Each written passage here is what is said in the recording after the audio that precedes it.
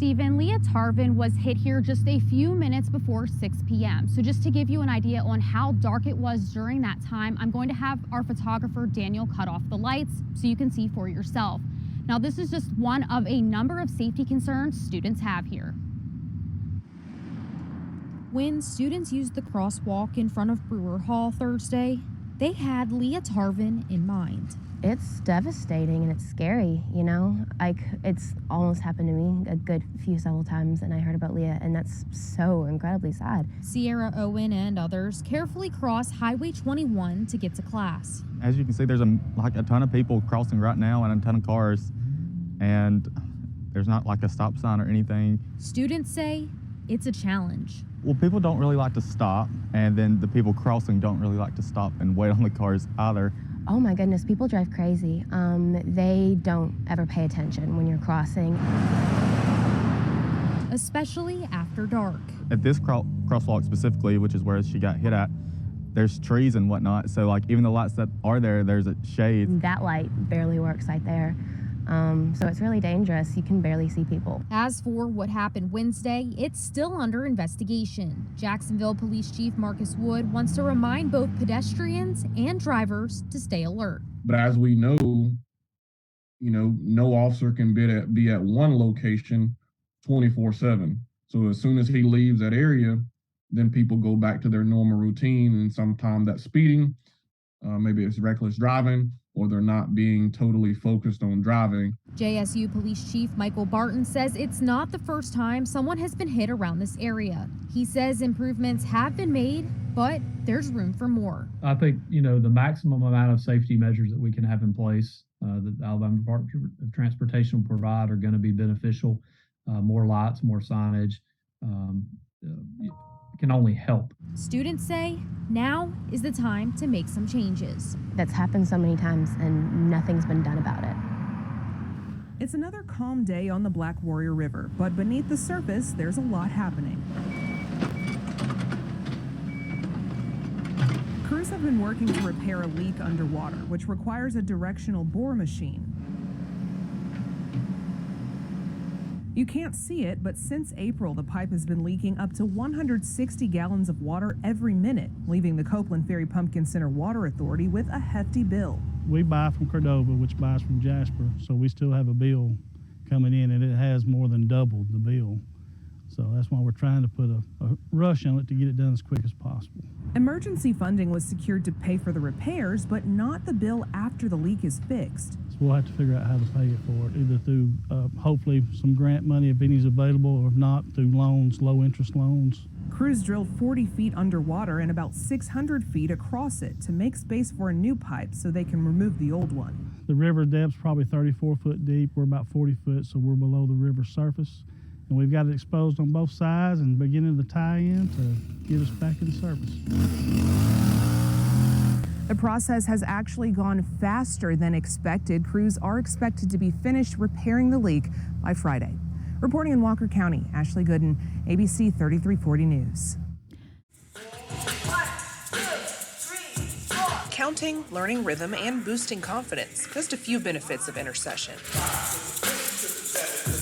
This fun activity is feeding growth and enrichment. These students are learning. The Birmingham City School System uses intercessions like this one to help students improve leading into the next semester. What we found was last year when the ACAP was given, about 70% of our students scored a level 1 in mathematics and about 40% scored a level 1 in reading. So we knew that this not only summer slide was real, but also a corona slide. Intercession allows students to work in smaller groups, allowing for more attention from their teachers, more engagement, and more focus. We're gonna build the word fish.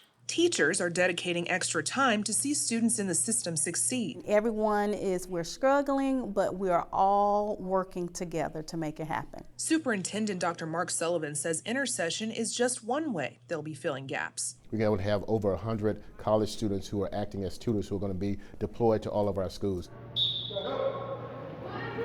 They've done surveys, had tough conversations, brought in specialists to educate students and parents, and have also held vaccination clinics. Sullivan says even with a new COVID variant running rampant, he feels they're headed in the right direction. And I think if we continue those processes, then we can keep school in place, because we don't ever want to go back to where we having to shut the entire school district down. In Birmingham, Ashley Gooden, ABC 3340 News.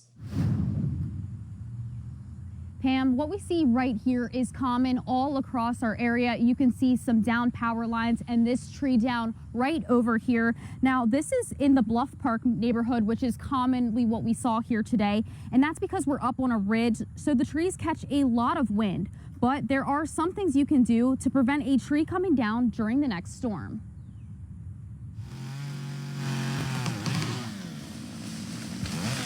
Log and Leaf Tree Service has their work cut out for them.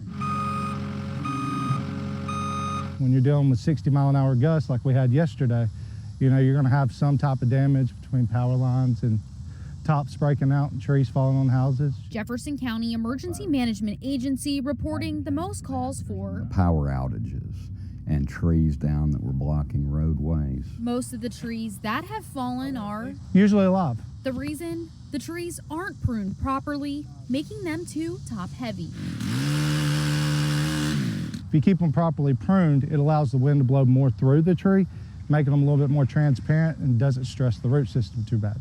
After a storm, no matter how severe, it serves as a reminder the importance of having a plan, being prepared, and then staying informed. And when strong winds are on the forecast, you don't want to be around windows because glass breaks and it can harm you that way.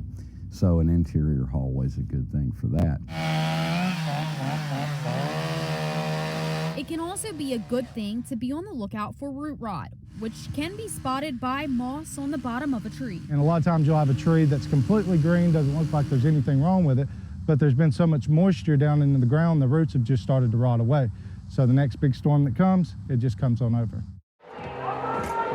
On this bridge, on that day, those brave marchers continued to push forward to secure the freedom to vote.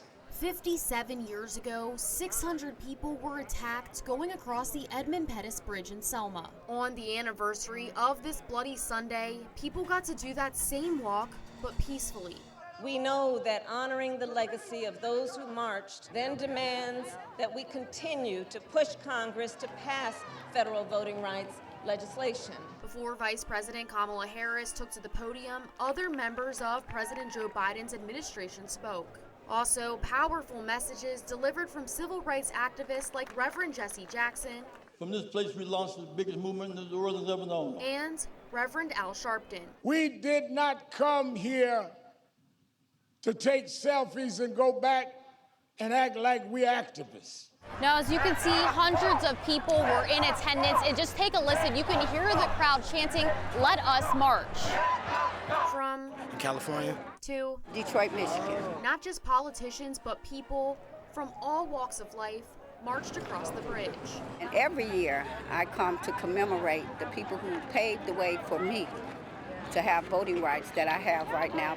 And we will march on until victory is won. Valerie Bell, ABC 3340 News. I was raised in the church, but I got away from it.